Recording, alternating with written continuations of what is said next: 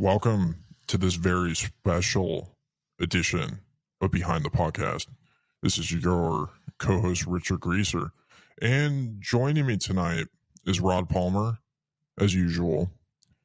But tonight we have a special guest. We have Barnminer joining us. And so to give you a little bit of a backstory, it's been kind of a chaotic night. So we had somebody slotted for this interview, and they canceled for a legitimate reason. And then I proceeded to find two replacements to join us. They both canceled for illegitimate reasons. They're just not, they don't understand the importance of Bitcoin podcasting. And, you know, when you get asked to go on somebody's Bitcoin podcast, you should do it. You should do it because the price of Bitcoin is dependent on Bitcoin podcasters. You need more Bitcoin podcasts, and in order for there to be more Bitcoin podcasts, there needs to be more Bitcoin podcast guests. But what ended up happening is, at the location I'm at right now, I ended up running into a drunk Barnminer who last minute agreed to come on the show and save the day.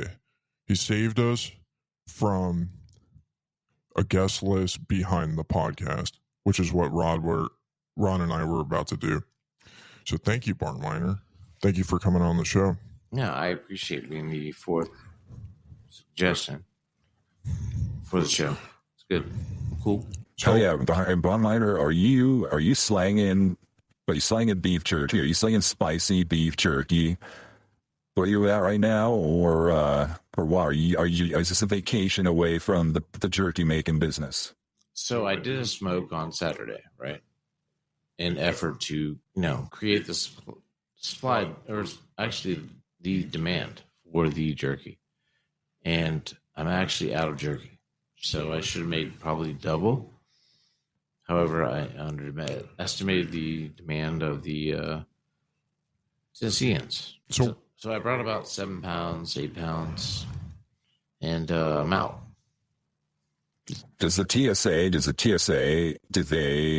We orange pilled a lot of them, and they listen to Bitcoin podcasts now. Does anybody in the TSA ever see your 8 pounds of beef jerky? And they're like, wow, we don't even need to look in his bags any deeper. That's just Barnminer. He's taking his beef jerky on the road with him. Or do they ask questions? No, I was actually concerned that I Googled it and looked about, what the require. Actually, I had my daughter to Google it in the car. I picked her up from school. And she's like, no, it's cool. You can bring whatever you want for food stuffs, just no liquids. So, fuck it. I got like 8 pounds of jerky. I'll bring it. And I carried it on. Because it's awesome. I chicken bags, so fuck it. That's an interesting story. So just from my personal perspective, I would never trust a girl to Google something and let me know whether or not it was against the law, or if it was compliant, or if I was going to get in trouble for trying to cross state border. Like, I would never trust. But you asked your daughter and you trusted her with that. I would not trust my wife with Googling something. So that's just something I thought was interesting. Yeah, I fully believe and have faith in her. So my kin, my sperm, right? My daughter, sure. My DNA. Why not? I imagine it's probably a very similar relationship that Donald Trump has with his sons, Don Jr. and Eric, who are managing his crypto investments right now. I wouldn't disagree. I mean, right? Yeah, Donald Trump he said this like on Joe Rogan. It is his DNA, like he said. Like, he looks at his sons and he goes, these guys know which meme coins are going to make me rich. Yeah, because they're in-laws, right? Right, exactly. My daughter is different from an in-law, so I don't know. Got a different opinion. That's true. I can't comment. I need no comment. So it sounds like there's a lot of demand in the market for some non-KYC jerky. Oh, absolutely. So I kind of hinted that I'd have non-KYC smokes, and I haven't had a demand for it. Nobody has asked me. But I did say that Dick would have some cigs just to kind of help out. So maybe tomorrow. I got here a little late today. But maybe tomorrow we'll have a little bit of demand and possibly be able to sling some cigs. In addition to jerky. However, the jerky is mostly gone. So I got we did 50 packs. And got 4 packs. Well, we're not doing video, but I just handed Barnminer a pack of not KYC cigarettes. And now he's throwing the trash on my typewriter. Yeah, it's bad because I used to smoke for 20 years. Like a pack a day, 2 packs. Would you say that, for some people, quitting smoking cigarettes is kind of like getting snipped so you can't have kids anymore? It kind of makes you feel like just less of a man. No, I disagree because I had 3 kids after I quit. I feel like quitting smoking is kind of like being castrated. You know what I mean? Just right. That's what I was kind of going with. It's metaphorically, you have to go through that creating process. No, I mean I don't feel like I got castrated. I still use nicotine. I do miss smoking. But like Zed and vapes, it's like peeing sitting down. It's not like the full non-compliant way that nature meant for you to pee. It's like it's not how nature meant for you to ingest tobacco. It's kind of like sitting down to pee, right? If you hit a vape, you're gonna sit down to pee at night. If you hit a cig, it's very similar. So sometimes we have to quit smoking because our wives make us, and sometimes we have to stop standing when we pee. We have to sit down and pee because our wives make us. And it's just sometimes you have to make compromise. It's everything. There's no perfect wife. Sometimes you have to make trade-offs. And sometimes the trade-off is that your wife makes you quit smoking. She makes you sit down when you pee. At night, I can give you that. I'll pick your battles, right? So at night, if you're not standing up, they get pissed off if you pee. Right, so maybe sit down, right? They get pissed off because we're pissing on the seat. But if we can prove to our wives that we can piss completely in the toilet, sometimes they will let us stand again. I think you pick your battles, dude. So if you can and you can win, and you're good with that, or you want to put your, you want to put your shares on that, you're good. So fight it. If not, but it's an interesting dynamic. Every marriage is different. So our friend Sly Goomba, his girlfriend has way more Bitcoin than him. And she hasn't listened to nearly as many Bitcoin podcasts, almost 0, but she has more Bitcoin than him. And do you think that you would have to choose your battles more carefully if your wife has more Bitcoin than you? No, if you have a good relationship, you love your wife, you guys are married for a reason? No, not at all. What about you? What do you think, Richard? Sorry, I was looking away. What was the question? I said, do you think that you would have to pick your battles more carefully if your wife has more Bitcoin than you? Yeah, I mean, I think a lot of people feel insecurity about stuff like that. And I think my answer, if your wife has more Bitcoin than you and you feel insecure about it, there's only one solution to it. And I wouldn't necessarily say it's about just communicating well in your relationship and understanding that different people are better at different things. I think you have to reject those premises, right? I think the answer is, if you're listening to 40 hours of Bitcoin podcasts a week and your wife has more Bitcoin than you, then you need to listen to 80 hours. It's the only It's like the Jocko Willink, the video where he's like, you didn't get that promotion? Good. Couldn't go on that deployment? Good. Wife has more Bitcoin than you? Good. It's an opportunity to grow. It's an opportunity to listen to more Bitcoin podcasts until you are the alpha Bitcoiner in your marriage. So Richard's suggestion, to be clear, is you got to double down, right? Yep. If you feel like your wife is holding more and she's more than you got to double down, right? Is that what you're saying? Yeah, I think you got to double down. And, you know, I think you have to set yourself up for success because you could play the long game with it.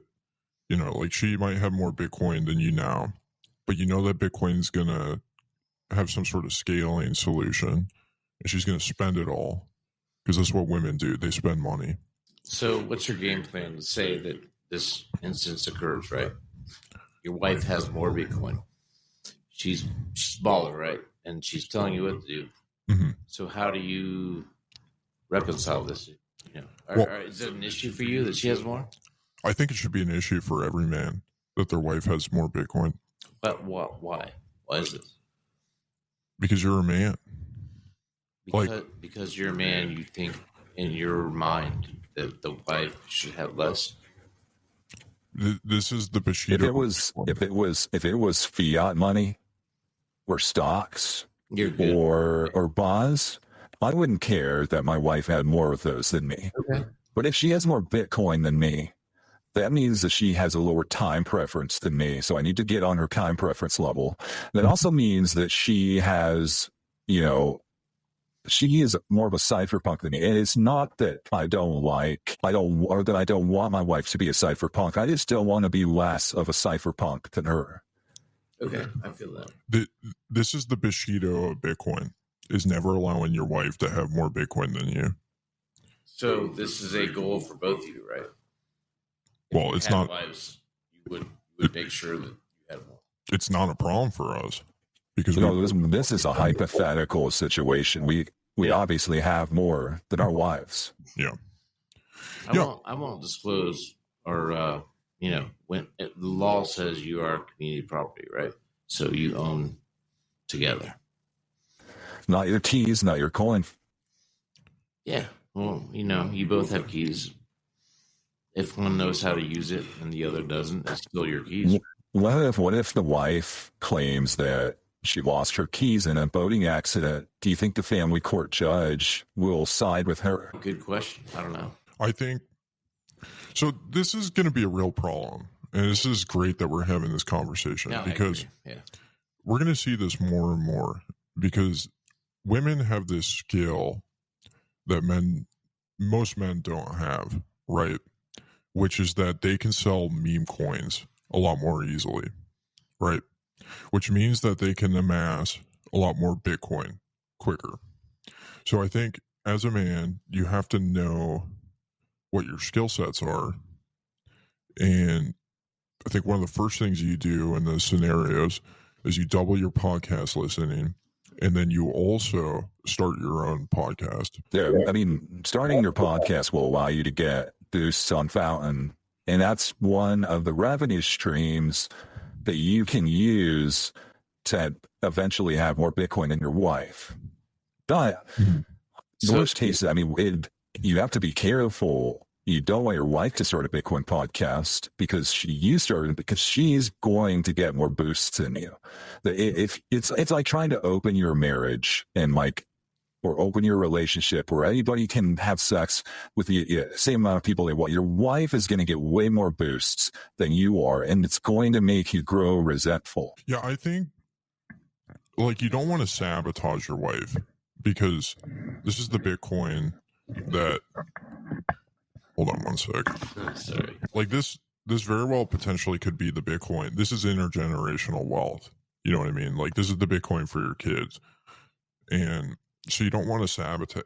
I kind of imagine, a lot of guys that are insecure, they're going to want to do things like tell their wife that they should put her Bitcoin on BlockFi or whatever the next version of BlockFi is. Because it's going to blow up and she's going to lose it. And that you're going to end up with more. But that's not the solution, right? I think it's a challenge to you as a man to perform. I don't disagree. But I think if you pick the right partner and you're making the right decision for your family, that they'll be on board, But it's also almost a trope where women have memes where they'll post, and it's like, I can save him. There's a lot of girls, they want to save a man. Yeah. And Bitcoin allows women to afford to save a man. And so sometimes you need to be saved by a woman that has more Bitcoin than you, and it will encourage you and incentivize you to start listening to so many Bitcoin podcast hours per week that she did save you. You saved yourself. Yeah. And Bitcoin fixed you. I wouldn't look at that as a distraction or a deterrent. I think that if you've got a woman that you've just met that's going to do that, that's great.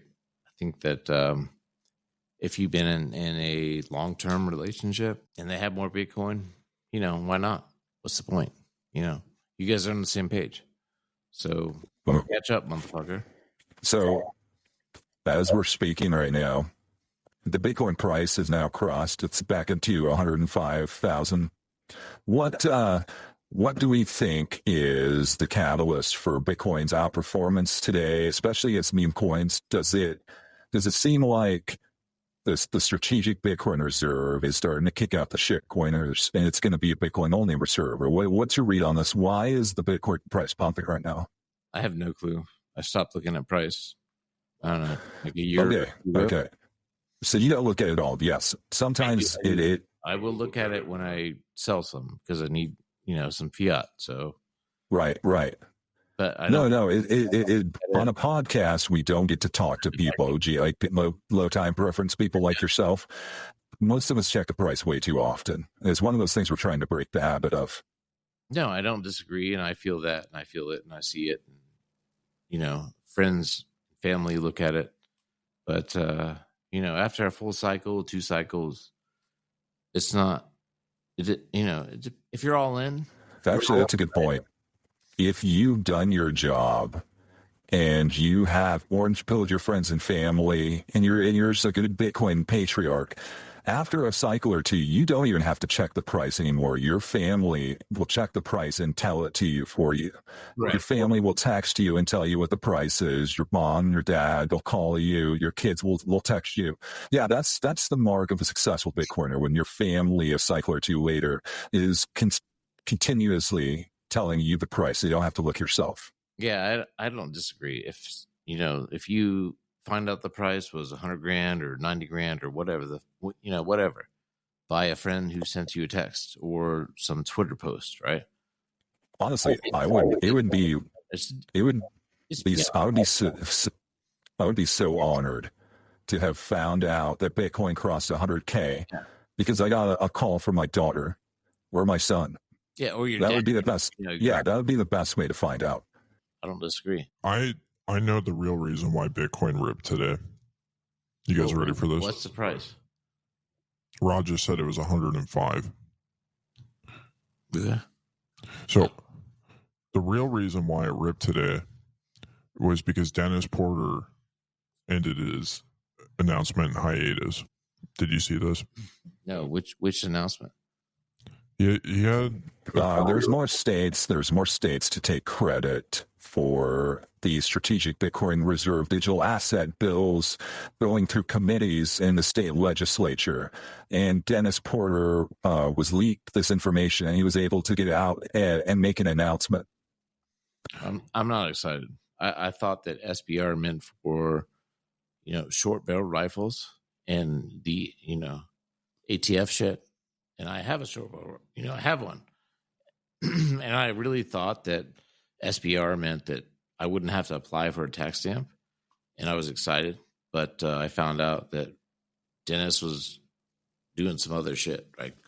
Yeah.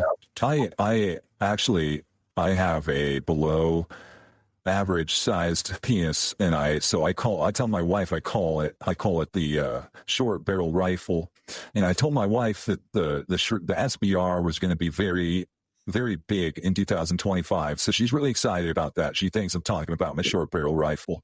Well, I'm happy for you. I'm sure your wife appreciates that if it comes to fruition, right? Oh, exactly. But my promises usually come to fruition a lot faster than most people. Good. So we were talking a little bit before. So you got drunk tonight. You didn't buy your drinks. with Bitcoin. No, correct. I use Amex.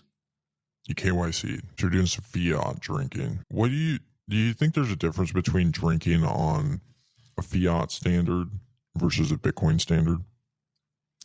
Mentally, no. Financially, yes. So explain that. So what's the difference financially? So financially, if I bought that Bitcoin or earned that Bitcoin, which I don't buy Bitcoin, actually, I haven't in several years. So if I earned it several years ago, like I produced that energy and did whatever to earn it back then, I bought it for whatever I committed to earning, creating the energy back then. So if I would purchase it in Bitcoin, it would have cost me a lot less in energy, whether it be paying for the power bill or smoking some jerky. It would be a positive gain, right? So unfortunately, they don't accept it on the plane or at the airport, so I had to pay with a credit card or cash or whatever. Does paying for things in Bitcoin make it harder for you to afford your taxes? I couldn't tell you. I'll tell you once I file. We can do a follow-up once we file. Last year, it did hit me hard. How can you say the difference, that there's a difference financially but not mentally? How, if something affects you financially as a Bitcoiner, that is, you are constantly reassessing the thermodynamics of the situation when prices change. So how can you say it doesn't affect you mentally? Everything, yeah. I disagree. It does affect you mentally. It's kind of I don't know. It's like a double-edged sword, right? You get sliced on both ways. So, yes, you earned that Bitcoin a year ago, and it's tripled, doubled, whatever. Or gone down, right? Depends on the market. And you get hit when you got to pay taxes. You play the game. You got to play by, you got to play by the rules, right? So, I really don't have an answer. Honestly, you get fucked or you don't get fucked. Depends on the market and the year. It's a bad year if you get fucked by the IRS. Absolutely. But you don't get a girlfriend, so you don't get fucked in the good way. I'm happily married. My wife is a wonderful woman. So not an issue, right? Right. Not everybody's as lucky. It took several years, actually 2 cycles, right, for her to get on board. So we're still married. She still loves me, right? We're still good. So one thing, there's been a couple devastating news stories that have developed over the last couple of days. A lot of people are incredibly disappointed. So a lot of PodConf women were very excited that Ross was getting out of prison, right? They wanted to shoot their shot at Ross. And he just cock-blocked all of them, essentially, by posting a picture with his wife. What are your thoughts on that? Do you think the PodConf women can mentally recover from this lost opportunity? Personally, I don't think Ross gives a shit about, the floozies, right? So he's married. He's got a woman. I got really no other comment other than that. Well, Aubrey Strobel seems to have rebounded extremely quickly. She posted quite impressive. This was the highlight post. I would say this is the highlight post of Bitcoin Twitter tonight. I'll have to look at it. I've not seen it. She got a selfie with. Can you remind me of his name, Richard? But the guy that saved everybody on the New York subway, and they tried to send him to jail. Daniel Penny. She got a selfie with Daniel Penny at a bodega in New York City. So what's her deal? She wants to date. She found out that Ross Ulbricht is married and that she can't share a shot with him. So she didn't mope. She didn't whine. She went out and found a single man who's good for her. He's off limits. Good for him. It was a happy ending. It was a happy ending is all. I think maybe that's why the Bitcoin price is going up. Possibly, yes.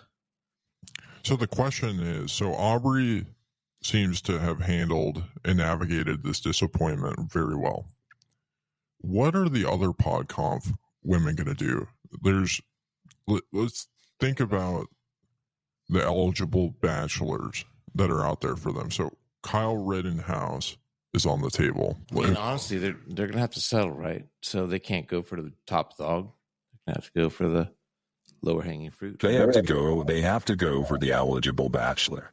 And right now, the eligible bachelors are Kyle Rittenhouse is one, Daniel Penny, who we just talked about. I mean, some people consider Tim Pool to be one of these eligible bachelors. Shane Hazel from the Bitcoin Veterans. There's the other Mike Hobart from the Bitcoin Veterans.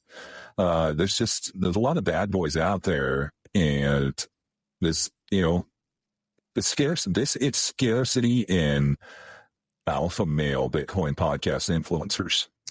I don't follow it. I don't disagree with your comments. I don't know all the names, but I agree with your sentiment, which means that they got to go less likely on the totem pole, right?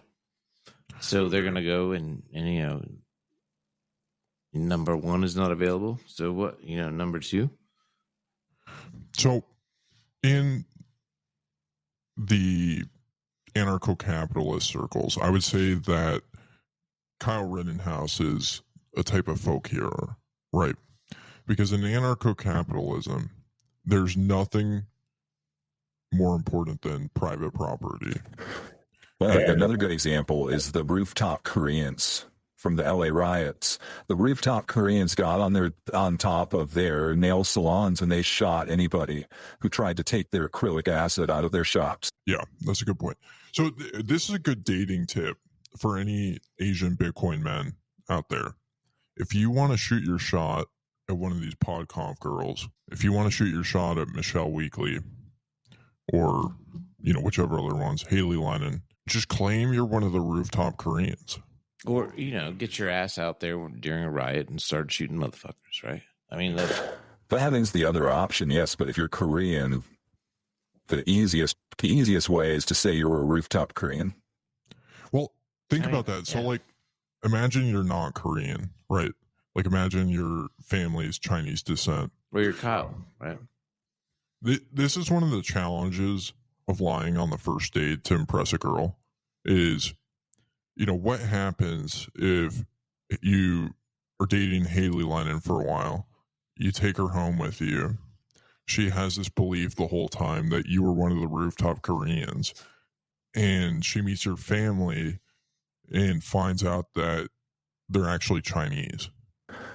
Yeah. The last thing, I mean, this might be controversial to say, but I think it's true. There's nobody that's more racist than Asians towards other Asians.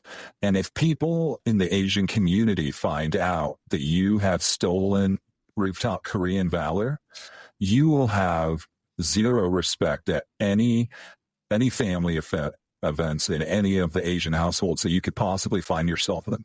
I really don't have that much life experience with Asians. I think the most memorable one was when I was in elementary school. I went to Cambodian. I think it was a Cambodian celebration of a birthday. Pretty wild, being under 13. So I really don't have an opinion. Well, in Cambodia today, I think it's Cambodia or Myanmar, the national currency or the wherever the law is legal tender is Tether. So they're not that much different than us. Oh shit. Interesting. Yeah, I mean, it's hard because I feel like a lot of guys, they want to date these PodConf women, but they know. So maybe the conversation we should have, because it kind of seems like it's a bad idea to lie on the first date. I think we've all seen enough rom-coms to know that doesn't end up well. Yeah, I agree. 100%. So the question is, how do you get on the level of these PodConf influencers. Like, how do you get invited to the crypto ball? And how do you catch the eye? Is it about your Bitcoin stack? Is it about doing something as revolutionary as starting the Silk Road? Is it about dressing well? Is it about all three together? Like, what are the pillars of catching the eye of Aubrey Strobel? Like, how do you get to... You know what? Yeah. I think there's a lot of different paths to it, right? Like, Jason Lowry wrote, a novel which was essentially a love letter to Adam Back about how good his algorithms are. And women read that. They all the women in Bitcoin who read Soft War, they're reading it and it's like, this is poetry. And that's why that's why they're impressed. Some people could start a Bitcoin podcast. Some people could start a Bitcoin blog, Stack Chain magazine. Like, there's just a million different ways. I really don't know. I can't answer that question. I've been married before Bitcoin, so it's BC. But my wife has, ridden along and accepted my craziness in Bitcoin and become to adjust to it and understand it. And I think that if you're looking for a woman and she's not into Bitcoin, that's okay. I think that she'll learn at some point. Well, it's almost preferable that the woman's not into Bitcoin because that ensures that she doesn't have more Bitcoin than you, right? Yeah. And that she's not. And that she's not a Fed. Yeah. I don't disagree with that. I don't agree either. So, if she's got more, whatever. What would you do, Barnminer? So let's go back in time. You also wouldn't want a girl that was orange pilled by another man. Totally. Yeah. You know what? I think that it's probably, thinking about it, maybe probably be a good idea not to. Yeah. I mean, how shitty would it be knowing that you're orange pill Eskimo brothers with Dennis Porter? Oh yeah, that'd be a turnoff. Who would be like the worst person for you to be orange pill Eskimo brothers with? Would it be Peter McCormick or would it be Pomp?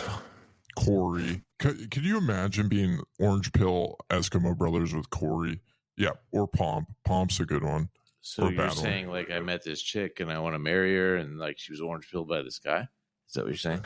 Yeah, like she's like, hey, I was orange pilled by Nico because I watched Simply Bitcoin. And the options are who? We're just trying to think. We're brainstorming on. So listeners, bear with us. Barnminer's a little bit drunk. I'm a little tired. So, and what if you found out this girl that you thought was really cute, and like, I assume you're not married, right? And you like, there's a lot of potential, and you find out that she was orange pilled by Dieter Bob. I don't even know who that is. And then the what's the other guy? The Pompolano, whatever that guy is. I've never heard that dude. I've never heard. What's the other dude? The big buff guy. Robert Breedlove. Yes, correct. I heard him once. I listened to one podcast. What would you do? You're on the first date. You're trying to impress her. You take her out to a sushi bar. You're ready to drop some money. You're showcasing your ability to afford your taxes. You can afford sushi and taxes because you listen to Bitcoin podcasts.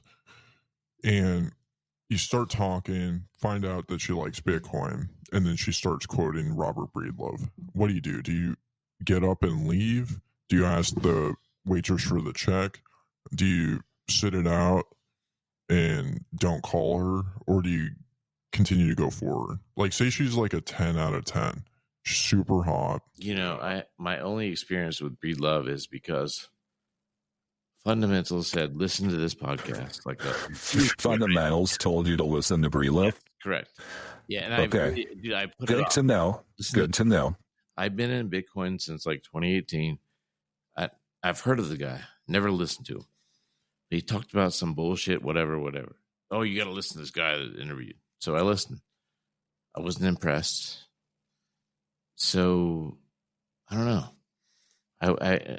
It'd be a turnoff, to be honest with you. If she listened to Pomp or Breedlove or all these, what Bitcoin did, douchebag guy, the, McCuck. I would probably, I'd continue the date and be nice, and I just wouldn't, follow up.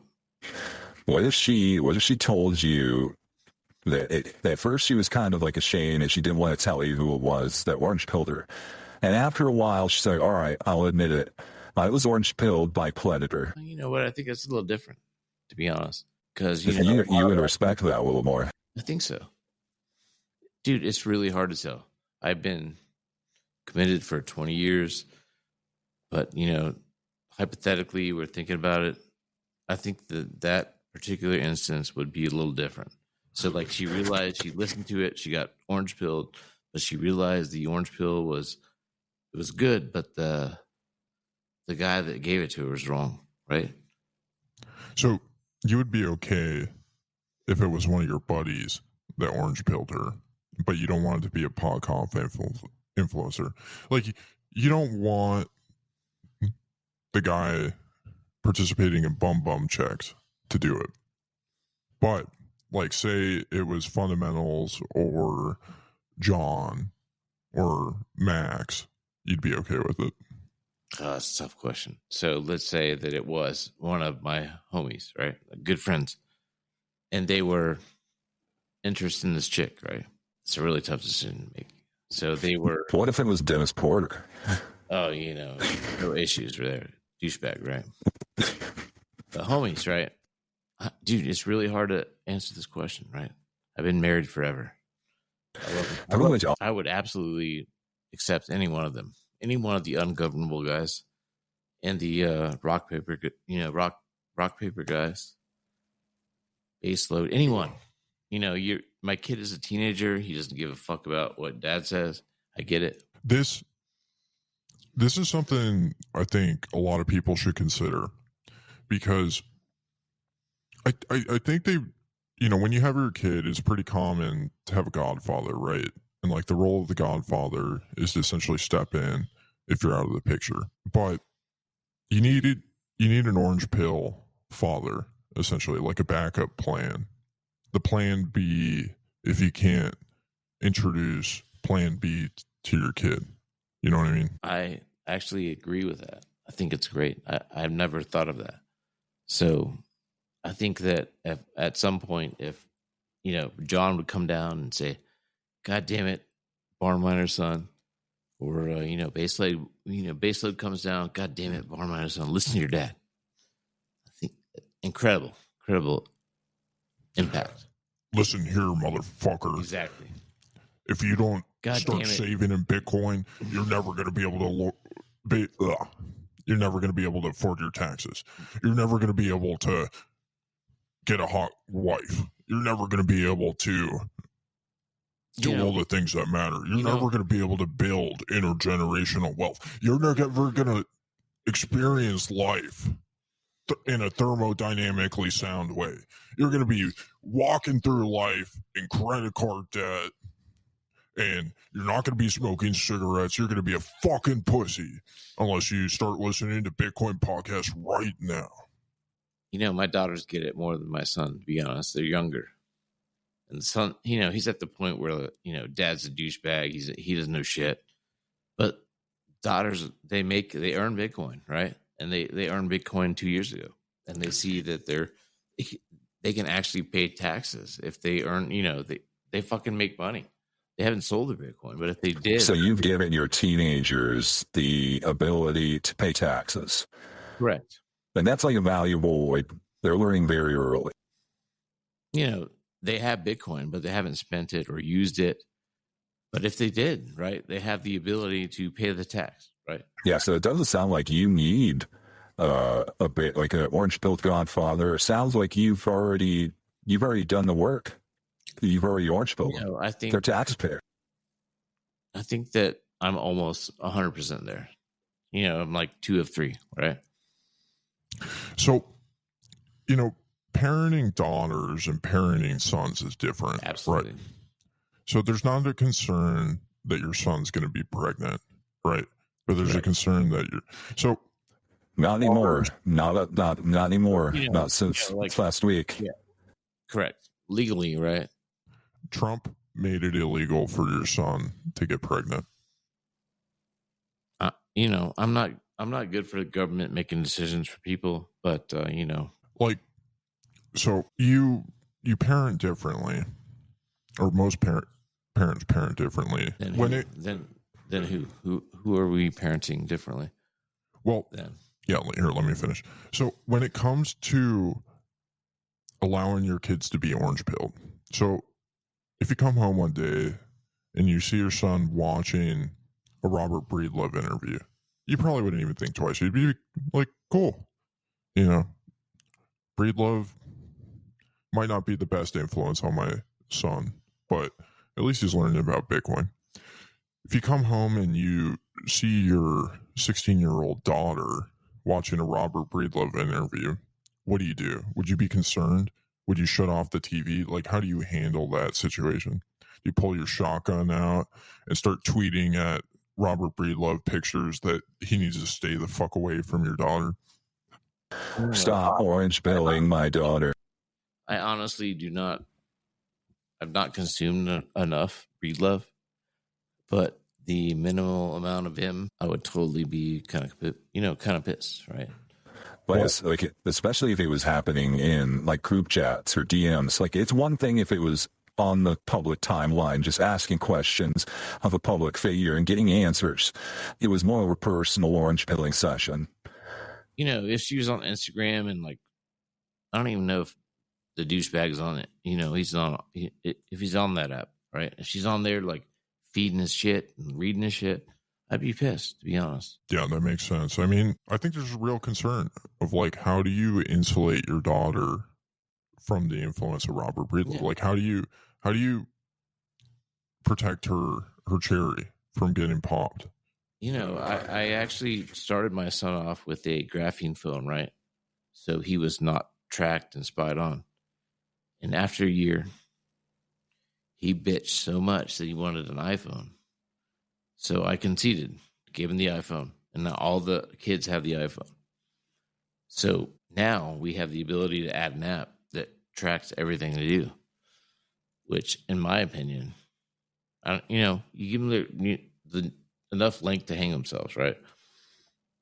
But now you can helicopter them, which I don't. But that I don't know. I think that Royal let them listen to their own podcast. You don't want to try to curate the playlist for them. Yes, correct. But that's fair. Being able to surveil your kid at least gives you the ability to discuss. So, like, for example, it's like Amazon. Amazon knows all your purchase history, so they're able to show you the products that you will genuinely like, and then you're like, well, I could spend more money with Amazon. If you see that your kids found boost, you could say, hey, if you liked, this one, I got this one by Fundamentals and Business Cat that you really don't like, and you can like kind of like help them find their own their own journey down the rabbit hole. Yeah, and I'll support you with that, right? But I don't know, it's scary. It's different than we were kids. So I don't know the answer. I know that it's a conflict between. What if you found out that they were talking to feds and they didn't know it? I don't know the answer, to be honest. Yeah, let's talk about the differences for kids today. So, like, when we were all kids, there weren't Bitcoin podcasts. There weren't Bitcoin conferences. There wasn't even Bitcoin at all. No Bitcoin Twitter, right? Nothing. Yeah. So there was like our parents didn't have to worry about who was orange pilling us. Yeah, no influencers, no YouTuber, right? Right. Just made sure we watched Nickelodeon. That was the only orange TV we got. Exactly. That was your influence. Nickelodeon and Tiny Toons and, Scrooge McDuck. It turns out that everybody on Nickelodeon was pedophiles, but we didn't know that at the time. Yes. Now we know. What's that? What has that done to us? How do we know? Yeah, I guess we'll have to find out. I mean, a lot of things. A lot of SpongeBob memes. Yeah. A lot of things that you just have to wait and see what the repercussions are. Like, what are what are the repercussions of Bitcoin fixing everything? You know what's wild is it's, Scrooge McDuck or Nickelodeon Green Slime, 20, 30 years later, you figure it out, right? So, who knows? We'll be half dead, right? Yeah. Safety, with his podcast, how is that going to help? I don't know. Maybe 20, 30 years, you'll find out. Can you imagine if we were able to grow up watching like Nickelodeon shows sponsored by Swan, like where they climb the crag, the American Gladiator sponsored by Swan. Yeah, or Fold. How would that end up? How would we save, right? If Fold was in the mix back then, it would have been pretty cool to get Bitcoin rewards as a kid. Yeah, if you spend that little dial, whatever, you get your instead of getting Pizza Hut gift certificates, if we got sats instead. You got 50 sats on the spinner. That'd be generational wealth today. I don't know, man. I've never been a fan of the Fold card. The kids all usually, they would hit the button for me and they'd be like, oh, it sucks. 50 sats. What's this? Did you KYC your kids and let Fold know that they were participating in this wheel spin? We might want to cut this part out. We don't want anybody to hear that. No, you're cool. I'm good. You can keep that in. But I had a KYC Fold account for, I don't know, maybe 6 months, and I just couldn't play the games. The kids like the little spin thing, but there's no yield on it, right? I think a lot of the parents did too. Celsius, Celsius had yield. Yeah, there was a lot of people chasing yield. Yeah. The thing I will say about the Fold wheel, why it's a really productive thing to do with your kids, is because they'll look at the 15 sats that they get, or the 10 sats, or whatever. You used to get real rewards on Fold, and now you don't. But you have them spin the wheel, and they're like, wow, that's nothing. I didn't get any rewards on this. That's an opportunity to have a conversation about time preference.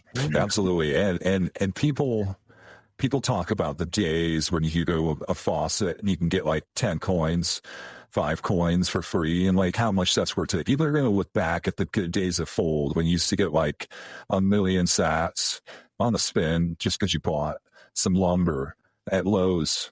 And they're going to look at it like the faucet days. I think I have any water in the studio. Got the sink in the bathroom. Barnminer's taking a water break. Well, that's probably good. We'll probably break into the fountain boost here soon. Yeah, I agree. Barn's hydrated. I'm good. Let's break into the fountain boost. So, Barnminer, one of the things that we do every episode on Behind the Podcast is we read the boost from last podcast. So I assume you didn't listen to the last podcast. No, admittedly, I do listen. I don't boost because I don't have my Lightning node set up to boost with whatever. I think I use Podverse, and I used to use the Albi. But my buddy who hosted the Albi is kind of dicked out on me and shut my node down. He basically rug pulled me. I'm not going to say his name, but he is affiliated with the ungovernable guys. But anyways, the reason why I don't boost is because of him. I still contribute because I just sent you guys a whole, basically we do a once a month thing and donate some jerky funds, and I sent that to you guys. Well, Barnminer, we totally appreciate, and we were not calling you out for not boosting or listening to the last episode. You're probably the person who's listened to the most and contributed to the most to us. So you don't have to make excuses. No, I'm not. Most of our guys don't listen to us. I listen to you. I just don't boost every time because I'm not a Lightning fan, to be honest. And anybody knows me, I hate Lightning. It sucks. Lightning sucks for sure. I use it because people use it, and I sell jerky, and people buy it. They use it. It's 50% of my revenue. It's not a big money maker. The goal is to donate money every month. I spend 30 hours a month. I make some beef jerky, sell it, and I donate. Kids make money. Somebody else makes money, and I make like $20 an hour. So it's fun. And you get to listen to Bitcoin podcasts while you do it. Absolutely. I do. So I got like, a 4 to 7 hour day. I get to put the earbuds in. I'm good. I catch up. So the question I was going towards, we like Rod said, we attempted to record before, but then we had some technical difficulties, so we had to restart. So we were talking about your barn jerky donation to us. So you donated over 100,000 sats to the Bugle, which we really appreciate. Yeah, I like to think about it in fiat. So it was like $120 fiat. It's fiat business. We give it away. It's 120 USDT. That's how we do it. The tax. You guys aren't a 501c3, so I can't write it off, but it's all good. So the corporation will donate it because we like you. So it doesn't matter if I get a tax write-off. You guys are doing good shit. That's really means a lot to me. So we don't make it easier for you to afford your taxes, but we're valuable enough for you. Absolutely. I did Pod 256. They're 501c3, and I did Bitcoin Bay. My local Bitcoin meetup is deductible. And shout out to Green Candle and Brandon. My man. He's going to come on here. Good. And I was a big part in him getting approved with PodConf, right? Interesting. Yeah, so he owes his PodConf approval to Barnminer. Correct. I lobbied for him. So the question I had for you, Barn, was did you get a chance to listen to our last episode with Mike? I listened to most of it, not the end, in the last, I don't know, maybe 15 minutes. So I heard him talking about, Atlas Shrugged, and then a lot of snickering. I think I got halfway through it. All right. So this is our 8th episode of this show, and you're our first guest to have listened to at least part of the previous episode, which I think is a pretty big moment for behind the podcast. It's really hard to get 40 hours in now. Before, maybe 2 years ago, I would do it like hardcore. I would travel, I'd drive, maybe, travel 3 or 4 times a month, drive 12-hour days. I get my hours in. But, today I can't.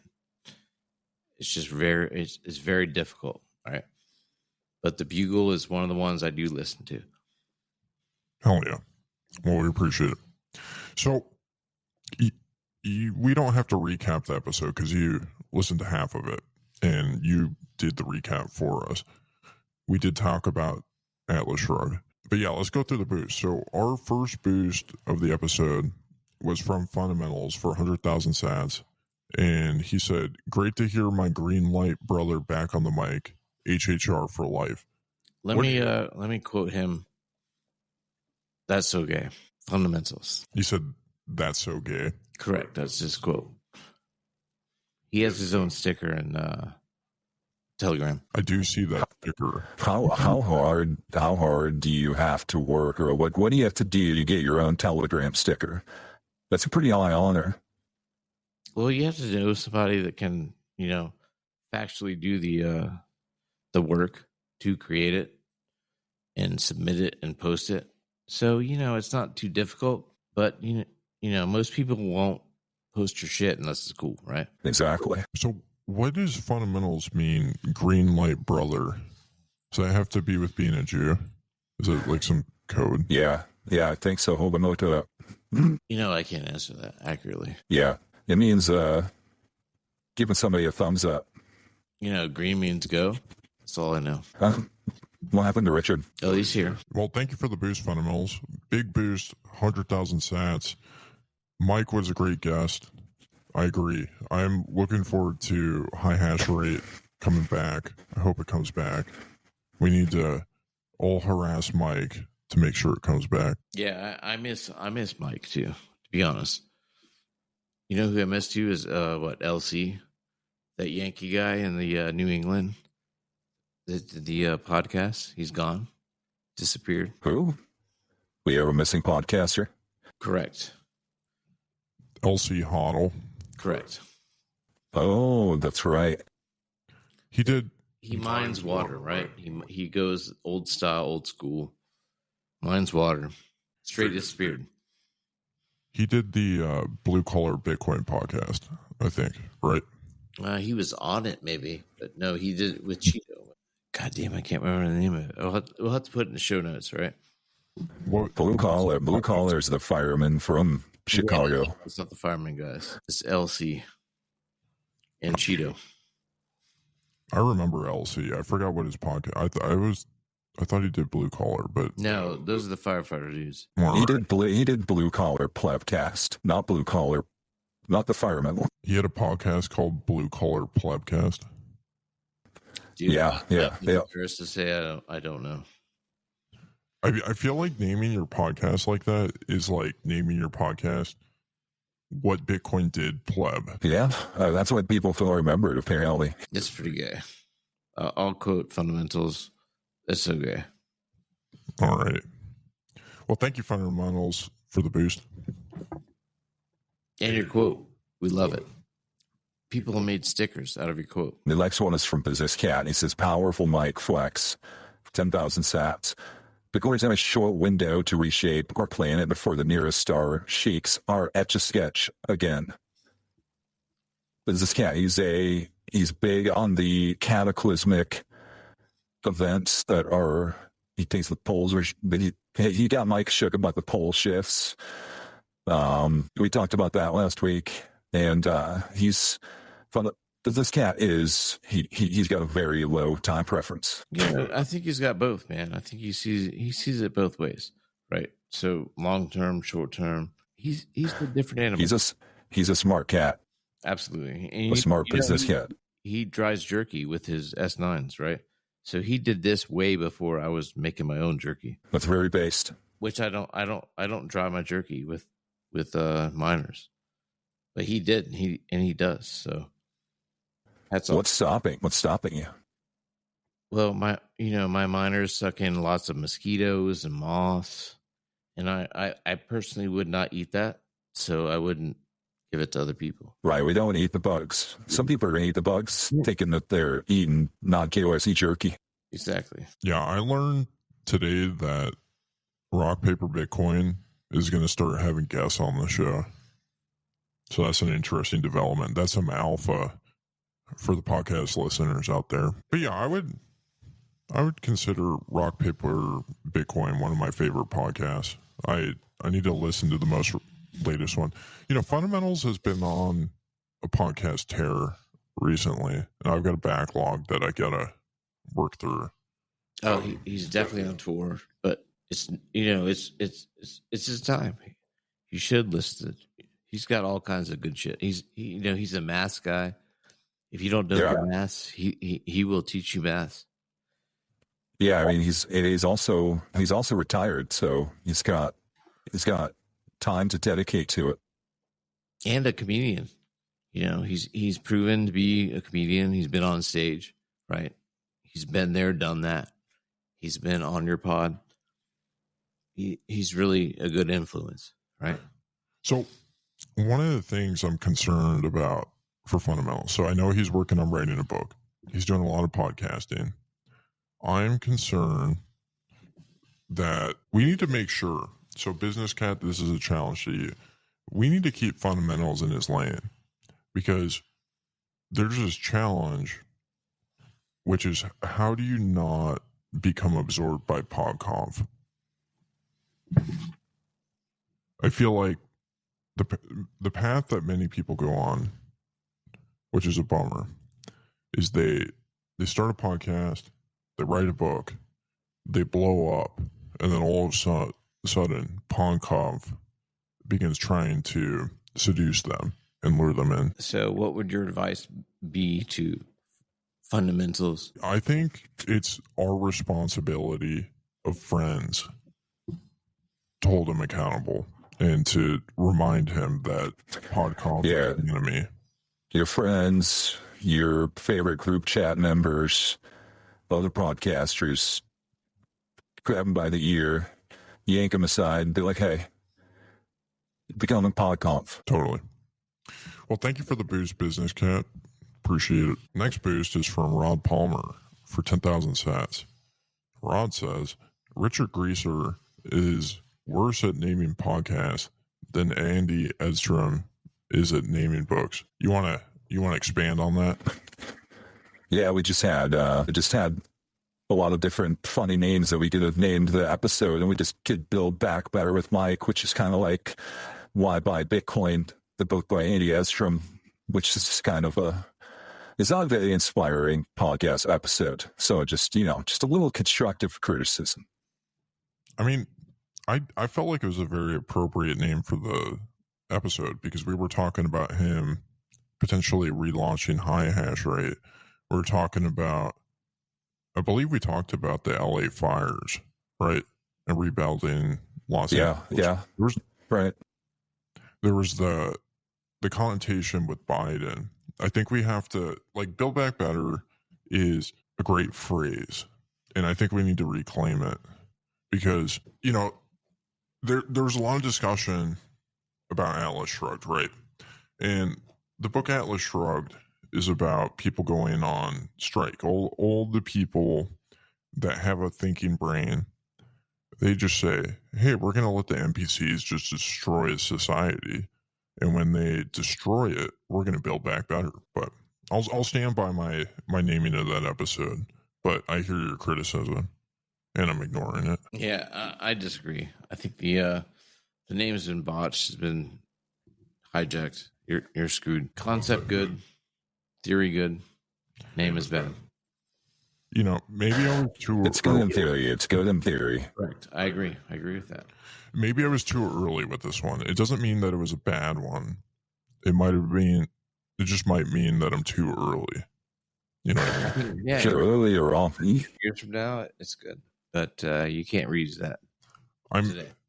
I'm too much of an innovator. I'm too ahead of the curve when it comes to naming podcasts. So Avant-garde. Right. You may have thought of that earlier, but they hijacked it. You're fucked. Well, sorry, bro. A year from today, when I name the podcast Build Back Better, you guys will be praising me. Yeah, I'm good with that. I'm just saying today, no go. Got it. All right. Well, thanks for the boost, Rod. John is next. Jon. Yeah, you can read it if you want. Going to release my NFT line. GLOB. Gorgeous Ladies of Bitcoin. First one, Lynn, the hard money, Alden. Yes. And there's a link. Barnminer, we didn't ask you, but do you think that Lynn Alden is hot? Absolutely. I think she has 2 ears too. I know that there's not a lot of proof of ear, but I think she does. So you're a two-lobe truther. Absolutely. A lot of guys say like she's a dude, whatever. She's not. I think all those guys that say she's a dude are probably gay. They're gay, but they don't know that they're gay. Maybe she orange pilled their girlfriends, and they don't want to deal with that psychology. Maybe they orange pilled. She orange pilled their girlfriends, and then the girlfriends became gay. So she has more Bitcoin than them, so they feel inferior. Absolutely. I think. Yeah, go ahead. Sorry. It's probably that she has more Bitcoin, but it's probably because that she's so hot that she transcends, like even a gay person feels aroused when they look at Lynn Alden, at her beauty. Like there's something moving emotionally, not necessarily sexually, but emotionally arousing, looking at her beauty, that they project this idea onto her that she's a man because she's so beautiful. Like they want her to secretly be a man. They want her to be like Michael Obama, but she's not. So you just have to get over it. You have to, if you're a gay man and you think that Lynn is a man, you're wrong. And you just have to get over it. You have to stop coping. Let go of the cope. Just accept that she's a woman and that she's fucking hot. Or if you claim to not be gay, right? Or heterosexual. And then you think she's a man. I think that you're gay. Yeah. I mean, right? Yeah. 100%. This is a challenge to the gay men in the closet to just own it. Just come out of the closet and own it. Yeah, if you think that Lynn is not gay, or she's not a dude, you're gay. Absolutely. Well, yeah. Well, thank you so much, John. That's my thought. Yeah. And last piece is from Pies 100 sats. I was gonna wait for my tax return, but I'm such a value junkie that I had to load more sats onto the fountain app and start boosting again. I'm going cheap cunt style and restricting my fountain boosts. 100 sats, dude, it's kind of weak. To be honest. One Pies, 100 sats. But here's the thing: Pies listens and boosts every podcast on Fountain. If he boosted 10,000 sats to every one, he would have to be as rich as Michael Saylor. All right, I'll give him that. I don't use the fountains, the custodial nonsense. I mean, I get that it's compliant. When somebody releases their podcast for the first time and they haven't even tweeted about it yet, Pies has already listened and boosted. Okay, I'll forgive him. Still weak though. 100 sats. I mean, we gave 100,000 sats like 2 days ago. So, but it's cool. Thank you. Well, we appreciate you coming on the show, Barnminer. You saved the night. I'm happy to be the fourth selection of the night to fill in. So I appreciate that too. Well, you were already on the docket of people that we wanted to get on the show. No, it's all good. I mean, I'm here. It happened. Good stuff. Good times. So just out of curiosity, who do you want to hear on the show?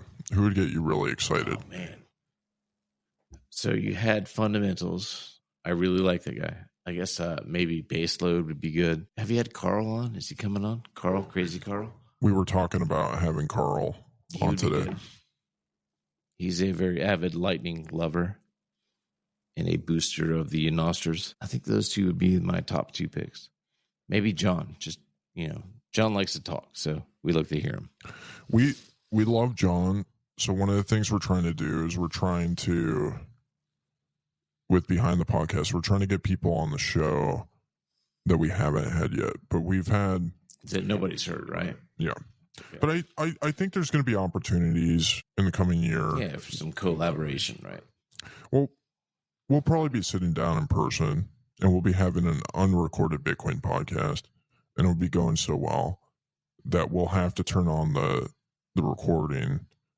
And that's been my experience every time I'm with John. I'm talking with John. It's always a Bitcoin podcast, whether it's recorded or not. Sometimes, we're just talking. We've got our phones in our pocket, and we're just doing a Bitcoin podcast for the NSA. Yeah, just for you two in the NSA, right? I mean, that's how it works out. Because John's mentality is basically podcast 100% of the day. Like when he talks to his kids, his wife, he's the same character, right? Whether you talk to him in person on the phone or you listen to him on the pod, he's John. That's what's so great about him and why he's such a good podcaster. He's genuine, right? Well, it's reps. You got to think that somebody that's been practicing as much as he is going to be pretty good at it. His life, I don't know if his life goal was to be a podcaster, but I think that it was to be like a morning DJ, and he has achieved that. And I'm proud of him. He's very good at it. He should have been one 20 years ago, but he's there. He loves it, and he does well. I'm proud of him. Hell yeah. Well, thank you for coming on the show. This is Behind the Podcast. And thank you everybody for listening. Hope you have a good one. Hey, I'm glad to be the fourth reserve. Peace out. You're the podcast saver coming in clutch. Yo.